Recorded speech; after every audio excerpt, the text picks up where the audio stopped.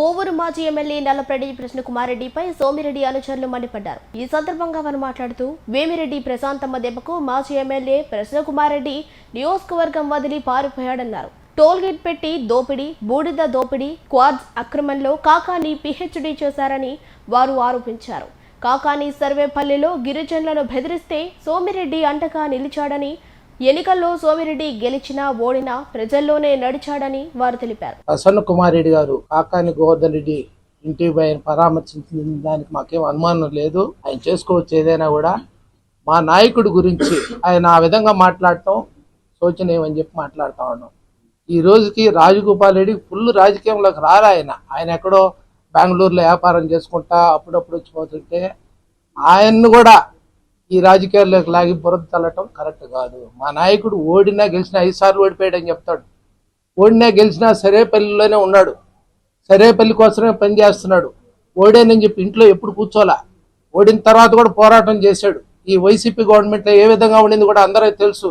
ఇంట్లో నుంచి బయటికి రాని పరిస్థితిలో కూడా చంద్రమోహన్ రెడ్డి గారు ప్రతి పేద ప్రజల కోసం పనిచేసిన వ్యక్తి. అటువంటి మా నాయకుడిని మీరు విమర్శిస్తే మంచిది కాదని చెప్పి కూడా ఈ విధంగా హెచ్చరిస్తున్నాం సభాముఖంగా. మీరు మీ అత్తగారు సోమిరెడ్డి చంద్రమోహన్ రెడ్డి అమ్మగారిని, వాళ్ళ నాయన్ని కాకాని గోవర్ధన్ రెడ్డి భయంకరంగా విమర్శించిన రోజు, ఆ రోజు ఎంత కన్నీళ్ళు. మీరు మీ అత్తగారే కదా, రాజకీయాలకు సంబంధం లేకుండా మీ అత్తగారిని స్వయాన ఆయన విమర్శించినప్పుడు నువ్వు ఎందుకు మాట్లాడలేదు? ఆ రోజు కాకాని గోవర్ధన్ రెడ్డి అక్రమాలు చేయబట్టే ఈరోజు జైలుకి పోయాడు. ఆయన నిజాయితీ ఉంటే కోర్టులేమి ప్రభుత్వాల ప్రకారం ఆడవై వాళ్ళ చట్టం పని చేసుకొని పోతా ఉంది. దానికని నువ్వు నిర్దోషమైతే ఎందుకు భయపడి ఇన్ని రోజులు బయట వెళ్ళి దాక్కున్నావు? వచ్చి అరెస్ట్ అవ్వచ్చు కదా.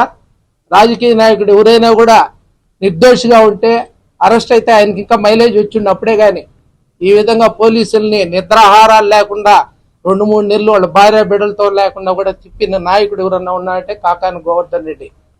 ఈరోజు ఆయనకి కాకాని గోవర్ధన్ రెడ్డి బలహీన వర్గాల మీద ఎన్నో అక్రమ కేసులు పెట్టాడు.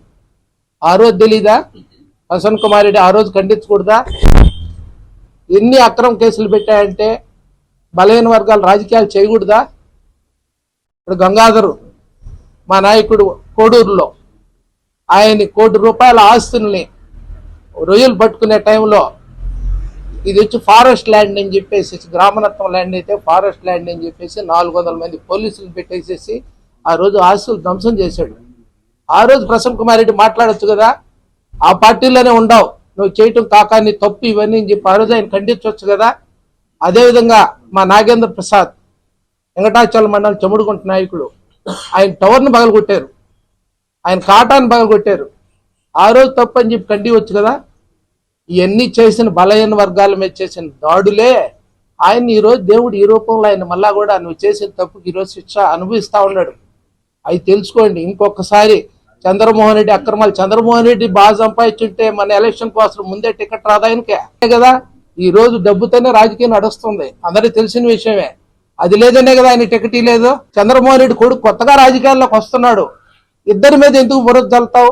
కృష్ణకుమార్ రెడ్డి గారు, ఇది కరెక్ట్ కాదు. ఇప్పుడైనా కూడా మీరు మాట్లాడింది మేము ఈ విధంగా తప్పని చెప్పి తీవ్రంగా ఖండిస్తా ఉన్నాం.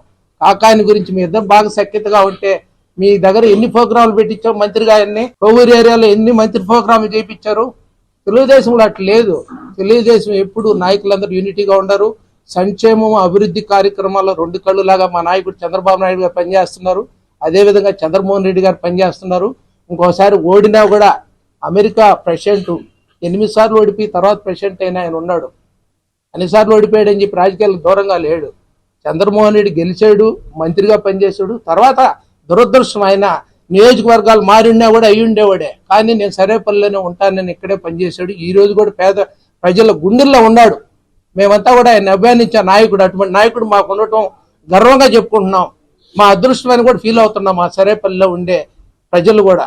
దానికని ఇంటి నుంచి అయినా కూడా ఇటువంటి అవాకులు చవాకులు పేలొద్దని చెప్పి కూడా కృష్ణకుమార్ రెడ్డికి తెలియజేస్తా ఉన్నాం.